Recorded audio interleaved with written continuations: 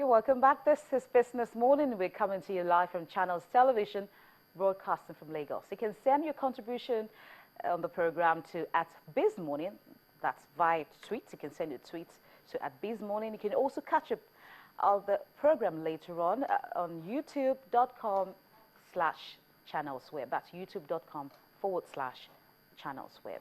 Now it's time to begin our conversation on the program as we continue to track the developments in Nigeria's foreign exchange market. Now, joining me now to discuss this is the CEO at Cowry Assest Management Ltd. He is Johnson Chukwu.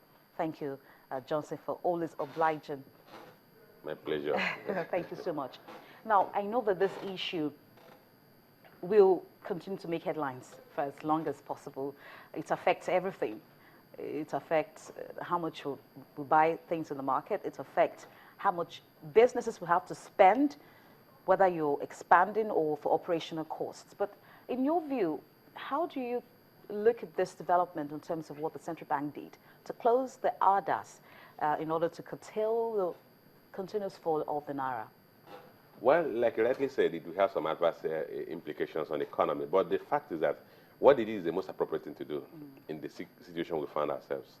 A situation where the central bank kept subsidizing some sectors of the economy and therefore was stimulating or encouraging round tripping was not healthy for the economy.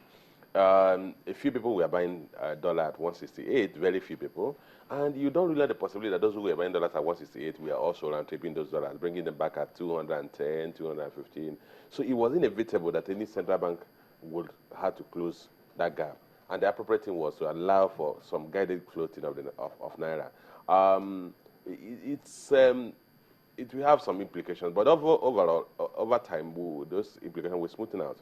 You see, basically what business leaders look out for is stability in exchange rate, not necessarily a particular exchange rate position. So businessmen will eventually adjust their prices to factor in the change in exchange rate. But which is far better than the situation where you have a few people buying hard currency at significantly lower than market price and then making what you call economic rent. Give you an instance. If somebody buys FX at 168 and there's a possibility you could sell at 200 Naira, that's 32 Naira difference. The person could round trip that and make 22 Naira profit without doing anything, no sweat. And that's the motivation we're able to do, change the system. So what they did was the appropriate thing to do. Whether it has some negative implications, yes. But the positive implication in the long run will outweigh the negative implications in the short run. Some people have said that perhaps the central bank should have allowed a free float of the Naira. Do you agree with that stance? Well, when people say that, those people may not really appreciate the structure of the Nigerian economy. And the structure is this. 90% of our foreign exchange earnings is from crude oil sales. Crude oil sales is received by central bank. So central bank accounts controls for about 90% of our foreign exchange revenue. So when you talk of free float, so you're talking of purely determined by market forces, then you are going to have a market that will be grossly undersupplied because the major supply in that market is central bank because they receive the revenue from oil sales. If you look at that, when ADAS was still there and WDAS was still there, on a weekly basis, central bank was selling between $700 million and $900 million. Then towards the end of the month, oil companies will come and sell $20 million here, $10 million here, $5 million here. At the end of the day, when you sum up what the oil companies would have sold within the month, they would not be up to a single trade, a single deals auction by central bank. So if you talk of free float, it simply means you're saying that oil companies will sell because they're the only next other major foreign exchange earning outfits. And then the total value of what they sell is less than what central bank sells in a single auction when central bank was having 2 auctions a week. So you're going to see a highly undersupplied market. So if you look at the structure of the economy, central bank will continue to play a major role in supplying the market. Central bank still has a near monopoly position in supplying the market because of the structure of the economy. When we further diversify our foreign exchange earnings, and then you have several exporters and several products exported, and then at that point, or you may be accounting for less than what the current disproportionate share of foreign exchange earnings. Then you can be talking of a free float where Mr. B and Mr. C are exporting their individual products and bringing in foreign exchange, so they are supplying to the market. But until we get to that point, you cannot have an absolutely free market in terms of foreign exchange. I know that some concerns have been raised in relation to this new development in the Forex market. And I'll just run through some of the concerns, and that was actually brought to us over the weekend. Now, one of these states that it may result in the escalation of production costs for firms, for those who are into manufacturing. You know, we've always talked about people should now export more. The value of the naira, despite the fact that it's been devalued to an extent, will allow for improved and increased export for those who are in that kind of business. But right now, it seems that the production costs for firms, you know, may rise in relation to this. Yes, you know, when I say that the price level is not a constant, what happens is that because those exporters who are bringing in their input costs, who are bringing in their raw materials from outside the country, we are previously buying FX at 168. They will now have to buy at maybe 210 or 199. So their input cost will increase. But that new price level will become their new cost level. And they will adjust their prices. But the most important thing is that in an economy, as basic thing that we need to broaden our economy, we need to domesticate our economy. And the exchange rates could serve an incentive to encourage backward integration. It could serve as an incentive to encourage economic agents to go into productive activities, to source for those raw materials locally. And basically that's what we should be driving at. A situation where we will broaden the number of goods that are consumed here that are also locally produced. And then possibly grow the number of products that we export beyond the raw materials into some finished or semi-finished goods. So when the price or when the exchange rate is devalued, yes, it will affect the cost of raw materials. But ultimately, the manufacturers will adjust their prices to cover that cost. And then you have a new price level, which is why we talk of devaluation will bring some level of inflation. And the cost will be passed down to the consumers. Yes. You see, I always say this. Who have to pay more to get less. In a situation where you have a devaluation, and then it leads to an uptick in inflation, those that are fixed income earners are the ones that suffer most. So people like you and I that are on wages and salaries are the ones that will suffer most. So we're going to see a situation where our purchasing power is eroded to some extent, and therefore our cost of standard of living is negatively affected. But in terms of the overall economy, if we are able to grow the economy, if we address these infrastructure deficiencies, and then we begin to produce locally, over time, income level will move up. And then ultimately, the economy will be the beneficiary of this policy. I always say this, when you devalue your currency, you should not lose sight of the positive implication of that and make sure you use that devaluation to drive growth in those sectors that the economy has competitive advantage. And I think that's what we should do. When we had a situation where oil prices collapsed, and then we were struggling to meet our foreign exchange needs, and I said, look, this should be a lesson for the country. We should diversify our economy so that we don't ever fall into this situation. And how do we do that? We need to look at those sectors where we have competitive advantage and using fiscal tools, encourage those sectors to begin to produce. If you take, for instance, the structured economy today, and you look at manufacturing sector that used to account for about 2%, now accounts for 9% of the economy. You look at agriculture that's now accounting for, though it has come down to 22%, but we're seeing improvement in the value chain in agriculture. Okay. And then we should be talking of an economy where cocoa seeds are produced here, converted to beverage, and not where a country where cocoa seed is produced and exported for the sake of it. We should talk an economy that should export refined petroleum products, not an economy that brings in a refined petroleum product and exports crude. We are look at what has happened in the value chain of some of the sectors we have. The government has actively intervened to stimulate the private sector to grow. Look at the cement industry.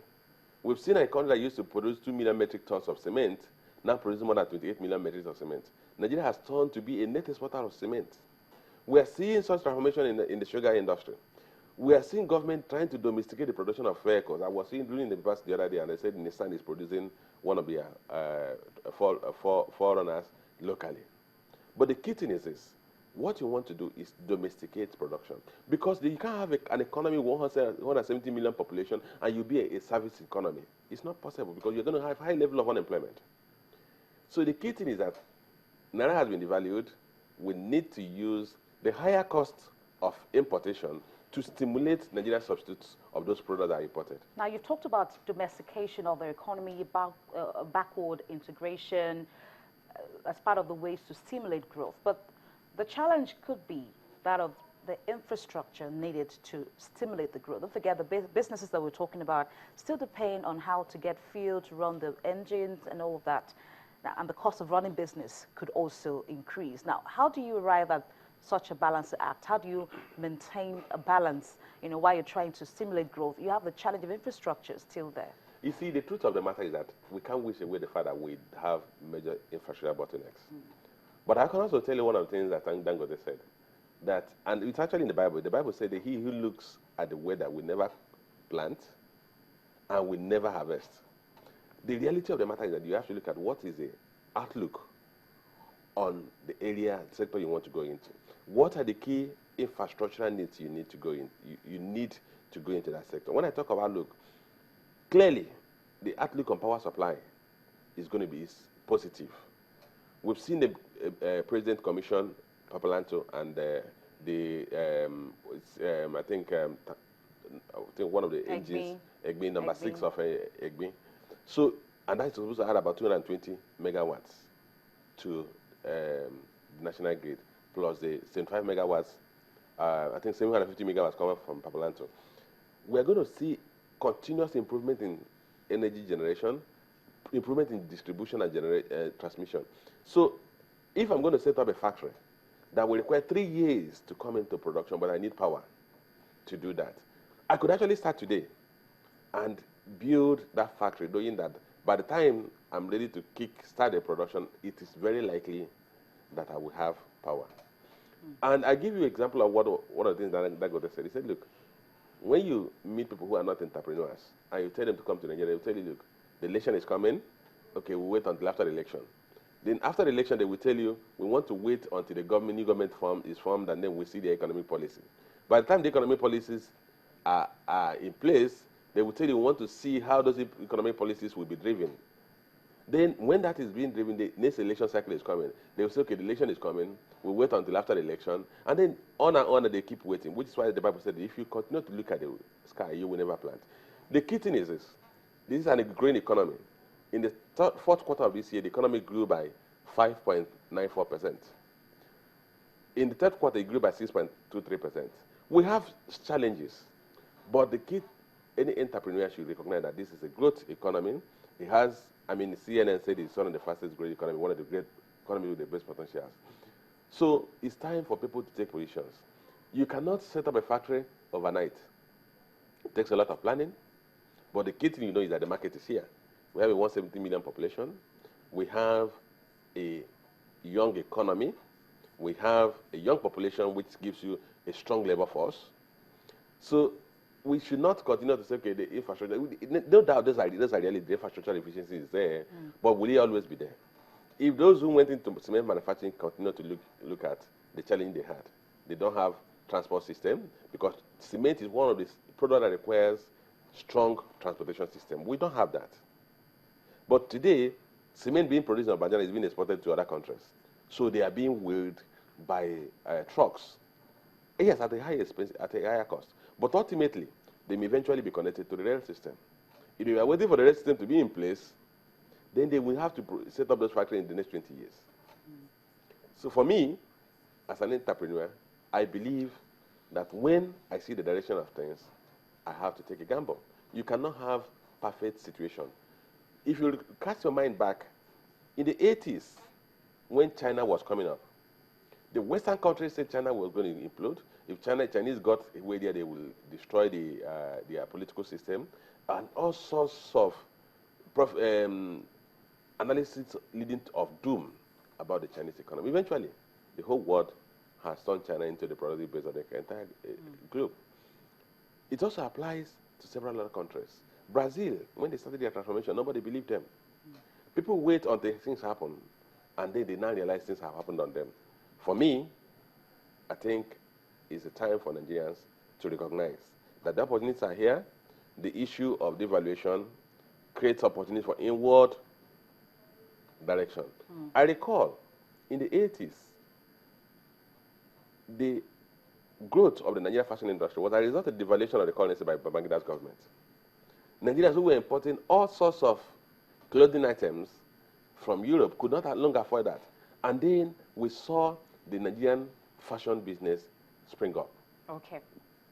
All right, I'd like you to hold the thought. I know that there's still a lot to talk about. When we come back from this break, we're still going to take a look at the issues of import duties and the issue of funding requirements for local operations of some companies who have had to increase the amount of money that they spend locally, and issues that has to do with manufacturers in the economy. We've been speaking to Johnson Chukwu. He is the CEO at Cowry Assest Management Ltd, and we have been talking about the development in Nigeria's foreign exchange market.